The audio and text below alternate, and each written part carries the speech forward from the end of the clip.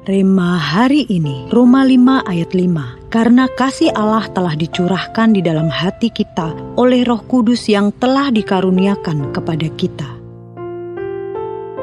Dalam perjalanan hidup, kasih seringkali mengalami pasang surut. Hubungan yang dulu hangat bisa menjadi dingin karena kesalahpahaman, luka, atau kelalaian. Bahkan di tengah keluarga, persahabatan, atau pelayanan, kasih yang dulu menyala bisa perlahan meredup dan nyaris padam. Namun, Roma 5 ayat 5 mengingatkan kita bahwa kasih sejati tidak bersumber dari kekuatan atau usaha kita sendiri. Kasih itu berasal dari Allah yang mencurahkannya ke dalam hati kita melalui Roh Kudus. Artinya, kasih itu tidak benar-benar hilang. Mungkin hanya tersembunyi di balik luka, kelelahan, atau beban hidup. Kasih yang padam bukan akhir dari segalanya. Roh Kudus yang tinggal dalam diri kita sanggup membangkitkan kembali kasih yang sudah melemah. Ketika kita merendahkan hati dan mengizinkan Tuhan menjamah bagian terdalam dari jiwa kita, kasih itu bisa menyala kembali. Bukan kasih yang rapuh atau tergantung situasi, tetapi kasih Allah, kasih yang sanggup menembus tembok kepahitan, meleburkan kebekuan, dan memulihkan yang retak. Hari ini, mari buka hati kita untuk kembali dipenuhi oleh kasih Tuhan.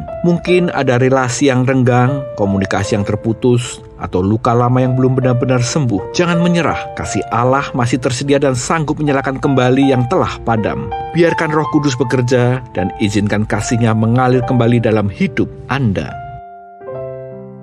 Apakah ada hubungan dalam hidup Anda yang terasa dingin atau menjauh karena luka atau kekecewaan? Apa yang biasanya Anda lakukan saat kasih dalam hati mulai padam? Apakah Anda sudah membiarkan Roh Kudus menyentuh area itu? Siapa yang perlu Anda dekati kembali dengan kasih Kristus yang telah dicurahkan dalam hati Anda? Tuhan, terima kasih karena kasih-Mu tidak pernah padam, bahkan saat kasih dalam hati kami mulai meredup.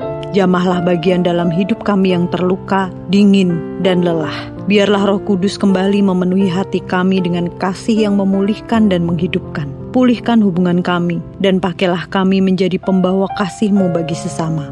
Di dalam nama Tuhan Yesus kami berdoa. Amin. Kasih bisa padam, tapi bisa dibangkitkan kembali.